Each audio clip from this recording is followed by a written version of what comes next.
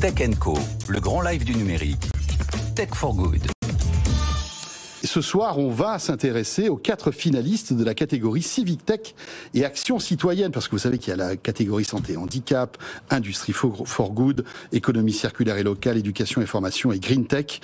Et ce soir, sur le plateau de Tech Co, j'ai le plaisir d'accueillir Jean-Baptiste Lenoir, cofondateur et président de Coto. Bonsoir Jean-Baptiste. Bonsoir.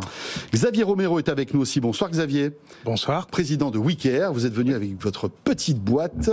Voilà. Voilà. Ça fait un peu téléachat, mais vous allez voir que c'est vraiment très sérieux comme système. Axel Deschet est avec nous aussi. Bonsoir Axel. Bonsoir.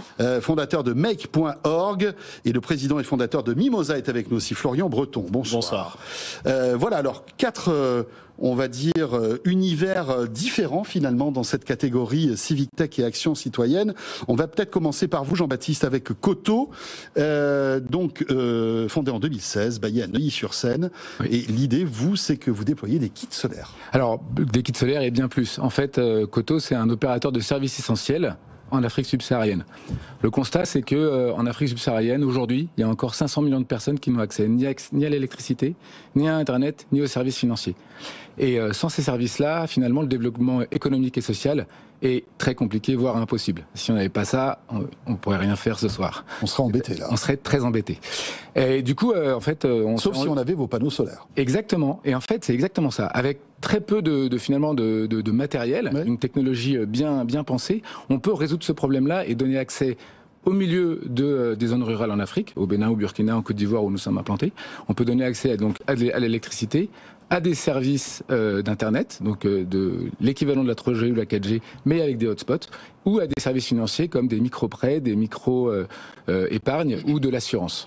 Parce qu'à partir du moment où on a Internet, le champ des possibles s'ouvre finalement. C'est ça. Exactement. Mais le premier étage de la fusée, pour avoir accès à Internet, il faut déjà avoir accès à l'énergie. Exactement. Pardon, en fait, je voulais dire l'électricité, parce que c'est ça le plus important. C'est ça le plus important. Et après, découle l'Internet et tous les autres services essentiels de la vie. Voilà. Exactement. Et toujours à partir d'infrastructures décentralisées. Donc, comme on le voit sur l'image qui est derrière vous, on installe un panneau solaire sur le toit qui fait à peu près la taille d'une table de cuisine ou d'une table de bistrot à Paris, par exemple. On installe une batterie à l'intérieur de la maison, on installe une lampe, comme on voit au-dessus de la dame qui est là. Et puis, on peut aussi installer une télévision, un ventilateur, un frigo. Et tout ça va fonctionner très naturellement, mais pour que ça soit rentable, il faut le financer et surtout le faire payer à nos clients. Et pour ça, on installe une petite boîte à l'intérieur qui va réunir beaucoup de techno. Donc là, on va avoir de la green tech, de la clean tech avec les panneaux solaires. On va avoir du Internet des objets avec la box qui est connectée et qui va être activée et désactivée à distance. Et on a de la mobile money qui va permettre à cette dame, avec le téléphone qu'elle a dans la main, de pouvoir payer quelques centimes d'euros par jour pendant 3 ans pour acheter le système.